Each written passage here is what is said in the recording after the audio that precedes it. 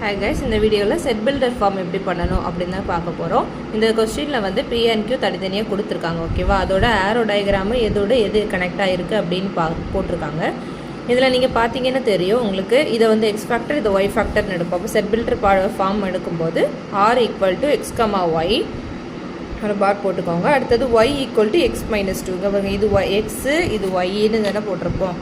கரெக்ட்டா? இது x இது y ன்னு எடுத்துக்கிட்டா இந்த y ல இருந்து 2 ப்ளஸ் பண்ணா 2 வருது. கரெக்ட்டா? இல்ல இத நீங்க இப்படியும் போடலாம். x = y -